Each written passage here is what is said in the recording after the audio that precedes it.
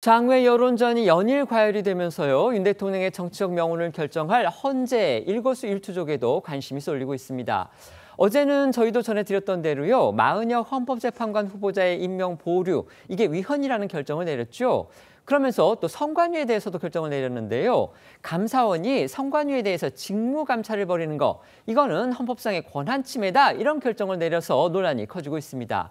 먼저 헌재가 그렇게 판단한 이유부터 짚어주시죠. 네, 2년 전 선관위 고위직 자녀의 채용 과정에서 특혜 의혹이 본격적으로 제기가 되면서 감사원은 선관위에 대해서 대대적인 직무 감찰을 실시했는데요. 선관위가 즉시 반발을 하며 헌재에 청구했던 권한쟁의 심판 결과가 어제 나온 겁니다. 헌재는 선관위가 독립된 헌법기관이므로 감사원의 감사 대상이 아니라고 판단을 하고 재판관 전원 일치 의견으로 인용 결정을 내렸고요.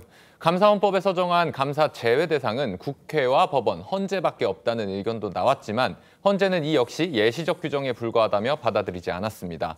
헌재의 판단 근거부터 직접 들어보시죠. 현행 헌법 체계 하에서 대통령 소속하에 편제된 피청구인이 선거관리위원회에 대해 직무감찰을 하는 것을 허용한다면 선거관리의 공정성, 중립성에 대한 국민의 신뢰가 훼손될 위험이 있으며 이는 대통령 등의 영향력을 제도적으로 차단하기 위하여 선거관리위원회를 독립적 헌법기관으로 규정한 헌법 개정권자의 의사에 반하는 것입니다. 따라서 이 사건 직무감찰은 헌법 및 법률상 권한 없이 이루어진 것으로서 위법한 직무감찰에 해당하므로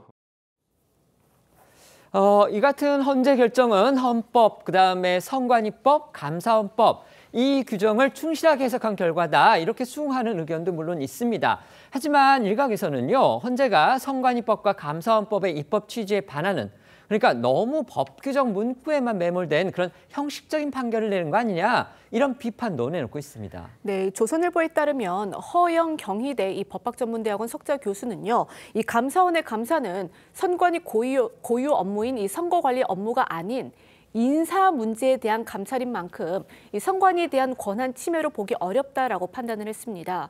이런 식이라면 이 선관위에 대해 제기되는 어떠한 의혹도 전혀 들여다볼 수 없게 된다고 꼬집었는데요.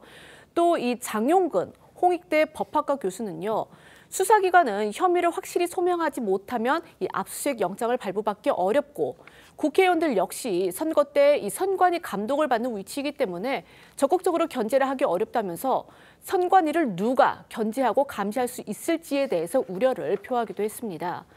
선관위는 어제 이 헌재의 판결에 대해 환영의 뜻을 밝혔고요.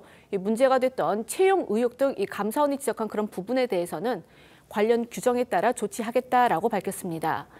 감사원은 이 헌재의 판결을 존중한다면서도 이 불편한 기색을 숨기지 않았는데요.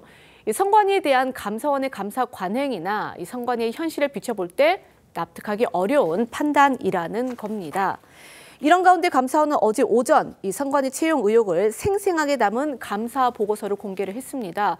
그런데 공교롭게도 이 어제 헌재의 결정과 비슷한 시각에 이 감사원의 보고서가 공개가 되면서 이 감사원이 사실상 맞불을 놓은 게 아니냐, 이런 해석도 나왔습니다. 감사원이 공개한 선관위의 채용 의혹 관련 감사 보고서, 그 내용 모든 언론이 다 보도를 했습니다. 그걸 살펴보면요, 이건 현대판 음서제.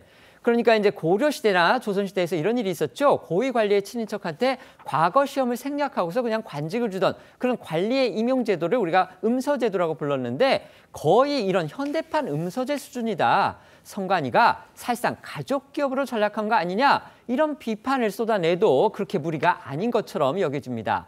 감사 보고서에 담겨있는 천태만상, 선관위의 채용비리 실태도 짚어보겠습니다.